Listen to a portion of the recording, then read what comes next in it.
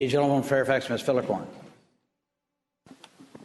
Thank you, Mr. Speaker. I rise for an introduction and a point of personal privilege. The gentlewoman has the floor. Thank you. Mr. Speaker, ladies and gentlemen, we have some very important visitors in the gallery this morning.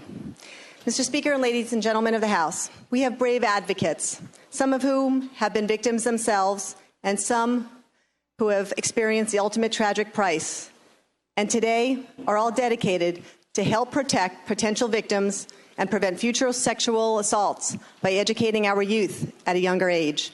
I want to thank them for their bravery on behalf of all of us and for their strong support of legislation that we passed in this body this session. Please stand as I mention your name. Jill Harrington, in memory of her precious daughter, Morgan, who was tragically murdered in 2009. She and her husband, Dan, founded Help Save the Next Girl as a conduit to spread information and promote personal safety. Help Save the Next Girl has grown from a small nonprofit to include a national team of more than 40 chapters throughout the country.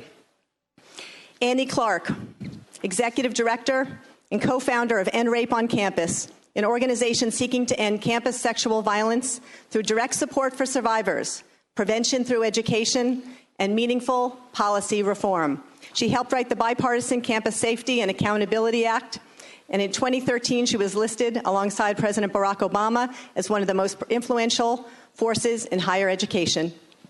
Andrea Pino is Director of Policy and Support and co-founder of the End Rape on Campus. In 2013, she became the first student featured in the Chronicle of Higher Ed's influence list and was recognized as one of Huffington Post's most influential forces in higher ed. She and Annie are also both the main film subjects in the documentary Hunting Ground, widely viewed documentary on campus sexual assault. And you may have seen both Annie and Andrea making a powerful statement just last week when they appeared on stage with Lady Gaga during the recent Academy Awards. Colleen Daly serves as the Director of Media and Strategic Communications at End Rape on Campus. Her communications work on behalf of Iraq has been featured in national publications like People magazine and by organizations It's On Us. Aviva Koresh is a constituent of the 41st District as well as Senior Program Manager for the International Association of Chiefs of Police. She provides trauma-informed sexual assault training to law enforcement officers across the United States. And Karen Semple is a constituent of the 41st District, as well as a mother of 3 children in Fairfax County Public Schools and 1 attending a Virginia college. She's a victims advocate and an attorney. Mr. Speaker, ladies and gentlemen, these individuals work tirelessly day in and day out in support of all these very, very important issues. On behalf of this body, I want to say to you all, thank you. You have and will continue to make a difference and help save the next girl. I hope that we can recognize their efforts, Mr. Speaker and ladies and gentlemen of this House, and give them a warm House welcome.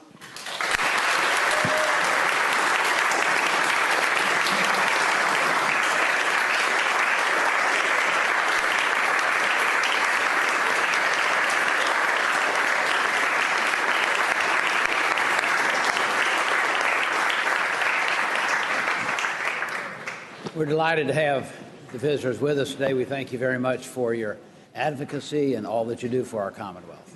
Thank you for being here today. Mr. Speaker, point of personal privilege. Thank you.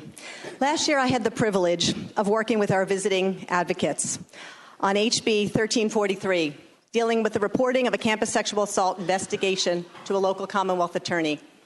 HB 1343 was incorporated into Delegate Massey's HB 1785, of which I was a proud co-sponsor. It was one of multiple bills that we all passed and became law, focused on campus sexual assault.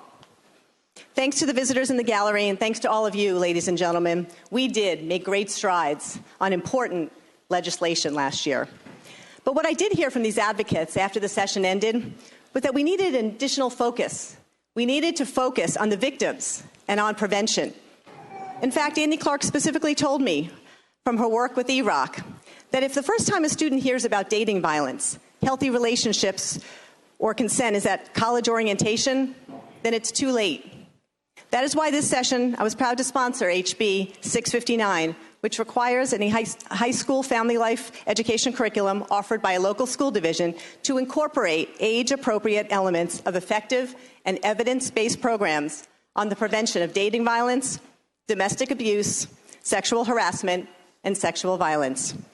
My hope is that with earlier information, young people, the youth, can prevent instances of sexual assault, both on campus and in any and all settings. Thanks to all of you in this body, we passed this bill unanimously, and it currently sits on the governor's desk. These advocates also explained how we needed change. We needed to change the manner with which we dealt with victims and investigative teams. How can they do their work without adding additional trauma to such victims? Towards this end, I was proud to work with the Attorney General and sponsor HB 1102. HB 1102 deals with developing multidisciplinary curricula on trauma-informed sexual assault investigation to ensure that these victims are treated with the sensitivity that they deserve.